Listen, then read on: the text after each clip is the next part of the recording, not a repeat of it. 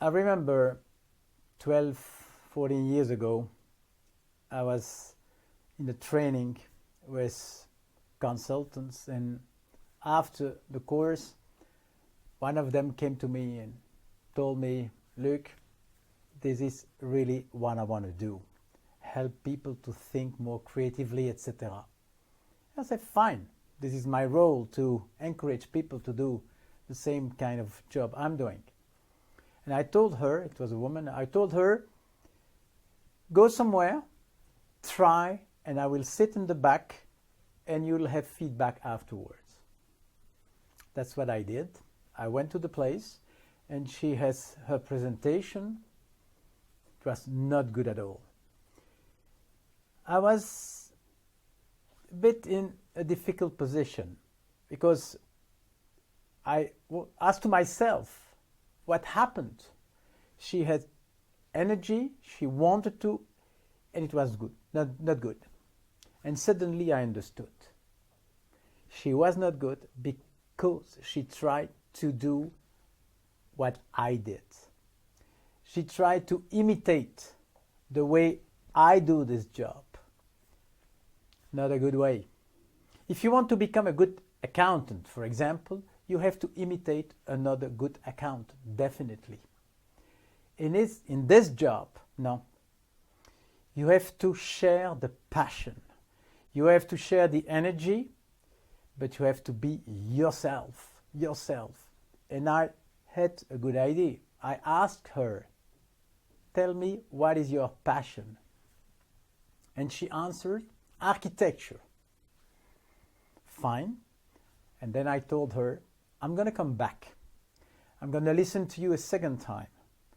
But on the screen, I only want to see buildings. And that's what happened. It was brilliant. A combination of ugly buildings, new buildings, old buildings, changed buildings. It was brilliant.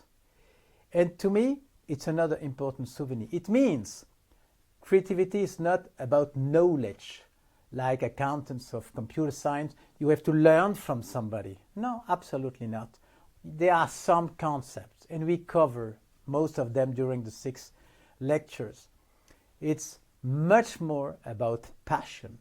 So, if you want to do something like that, select the passion here you have inside of you and build everything. If you have a passion for music, go to music. You have a passion for painting, go to painting. There are many, many ways to deliver the same message, and you will be definitely much better building on what you are. That's the way. And now I come to an end. So I will do what I just told you. I will build on my passion. I have a passion for philosophy of science. You have noticed before. There are so many anecdotes, useful. So let me give another one. We met Edison, I think during lecture 1, about this incredible paradigm shift about the light bulb. But Edison is such a rich personality, you can learn more out of him. And if the light bulb was definitely a beautiful eureka, he also had some great carambas. He made big mistakes. Even geniuses are making mistakes. And one of the most incredible mistakes he made, he fought against the alternative current. Strange. Such a brilliant engineer. How is it possible to make such a mistake? It is possible because the mechanic is the same. And sometimes the challenge is not to survive the failure. Sometimes it's to survive success. And that was the case of Edison.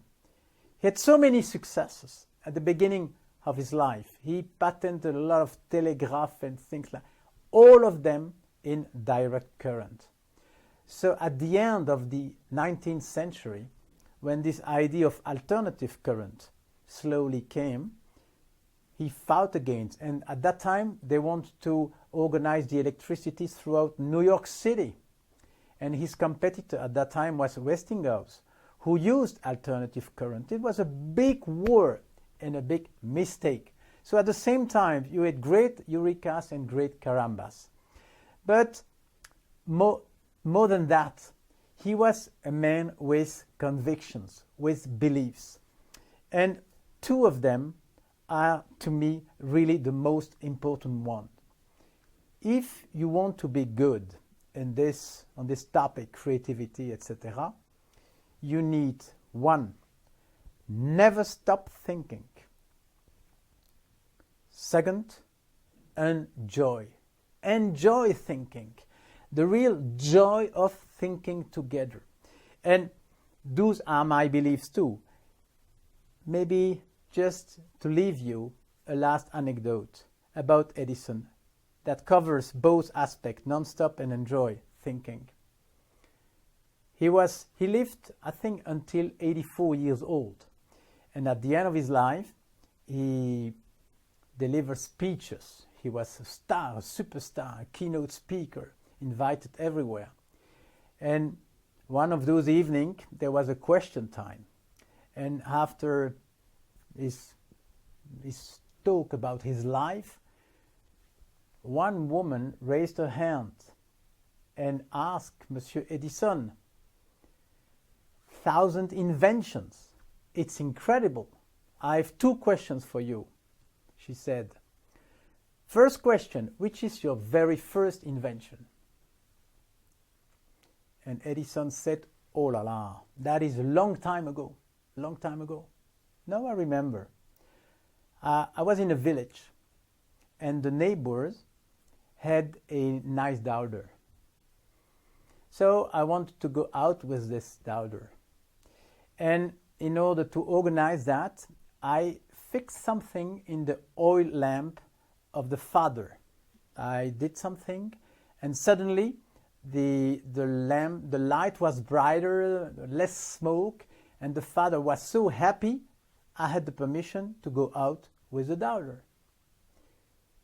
The woman was, yes, of course, completely overwhelmed by Edison. And then she said, hey, I have a second question. Which is your very last invention? She asked. And Edison then looked at the woman and he answered, my very last invention, the story I just told you. We have reached our final destination. No, this is definitely not a final destination. I have to leave you, of course, and I thank you very much for having made this journey with me throughout those lectures. But I really hope this is not a final destination at all. I wish this is a starting point for you. My job is not about what you should think. It's about how we think. And in the end, I don't have food to offer. My passion is to make people hungry. I wish you bon appétit.